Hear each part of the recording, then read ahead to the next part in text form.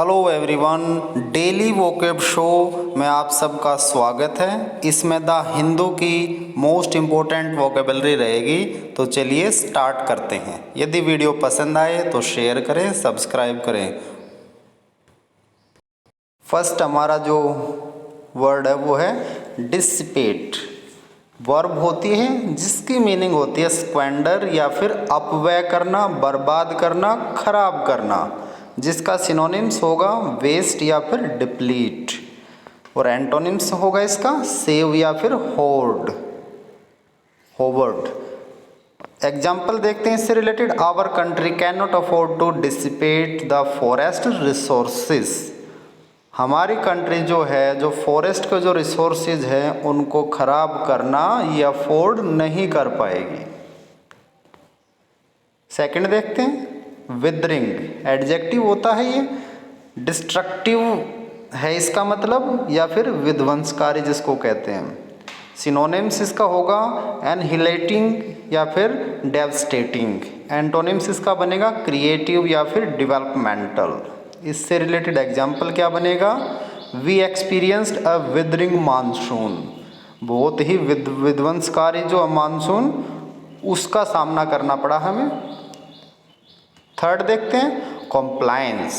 Compliance का मतलब होता है अनुरूपता या फिर rules, the act of obeying rules. Synonyms इसका कंसेंट, असेंट। एंटोनिम्स इसका बनेगा डिसएग्रीमेंट या फिर रिफ्यूजल। एग्जाम्पल सेंटेंसेस का बनेगा police officer should use their weapons sparingly and then only to obtain compliance from unruly suspect और इनमेट्स। फोर देखते हैं पोज। नाउन होता है ये, गिव या फिर खड़ा कर देना।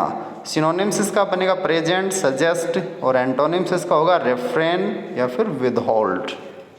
इससे रिलेटेड जो एग्जाम्पल है सेंटेंस में वो बनेगा smoking does pose a significant health risk and it is a wise choice not to do so. जो स्मोकिंग होता है वो एक सिग्निफिकेंट हेल्थ रिस्क होता है, and it is a wise choice not to do so. और एक समझदारी बड़ी चॉइस होएगी यदि हम ऐसा नहीं करें तो उसको छोड़ें। प्यूनिटिव का मतलब होता है कंसर्निंग या फिर दंडात्मक, कंसर्निंग पनिशमेंट, प्यूनिटिव एडजेक्टिव होता है ये वर्ड। सिनोनिम्स इसका बनेगा रिटेलिएटरी या फिर विंडिक्टिव। एंटोनिम्स इसका बेनिफिशियल, रिवॉर्डिंग। एग्जाम्पल इससे रिलेटेड बनेगा the US has invoked a rare national security provision under domestic law to impose punitive tariff on global steel. Tariff तो यूएस बढ़ा ही रहा हर चीज़ पे, not only steel. 6 expunge verb होता है जिसका मतलब है डिलीट या मिटाना। सिनोनिम्स इसका डिस्ट्रॉय या फिर ओब्लिटरेट। और इसका एंटोनिम्स जो होगा वो क्रिएट या फिर हेल्प। अब इससे रिलेटेड एग्जाम्पल देख लेते हैं। I shall request you to please expunge the sarcastic remark from the wall. यानी कि जो स्कार्स्टिक जो रिमार्क लिखी है वॉल पे, आई शैल रिक्वेस्ट यू, मैं आपसे प्रार्थना है हमारी कि उसको एक्सपंज कर दे, उसे मिटा दे। 7 देखते हैं फोमेंट वर्ब होता है ये जिसकी मीनिंग इंस्टिगेट या भड़काना। सिनोनिम्स इसका बनेगा अबेट, अराउज।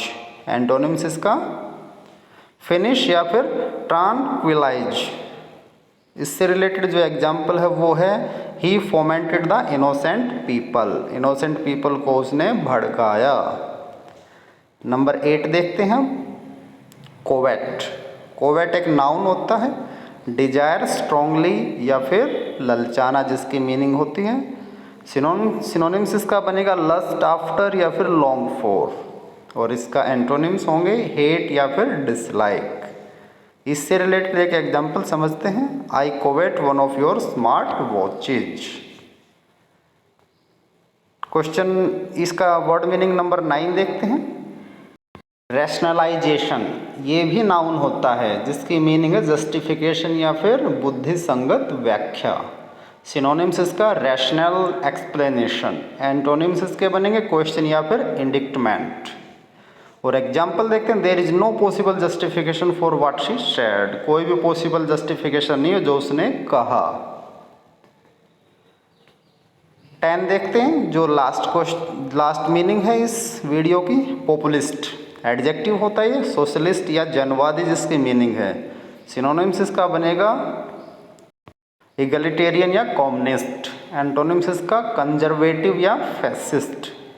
और इससे रिलेटेड जो एग्जाम्पल है, he is very fond of populist tabloid news papers. Fond of का मतलब होता है इसमें किसी चीज़ का शौकीन होना, फॉन्ड ऑफ। तो ये था हमारा part number 4 daily vocab show का। इसमें द हिंदू की मोस्ट इंपॉर्टेंट जो मीनिंग्स हैं वो शामिल की जाती हैं, और ये मीनिंग्स हर एग्जाम में रिपीट होती रहती हैं, स्पेशली फॉर एसएससी सीजीएल और अन्य प्रकार के एग्जाम में भी देखने को मिलती हैं। यदि वैसे कोई जो इंग्लिश लर्निंग करना चाह रहे हैं तो उनके लिए मीनिंग्स का बहुत ज़्यादा महत्व है। यदि आपको वीडियो पसंद आई तो लाइक करें, शेयर करें और सब्सक्राइब करें। Thanks for watching, have a nice day.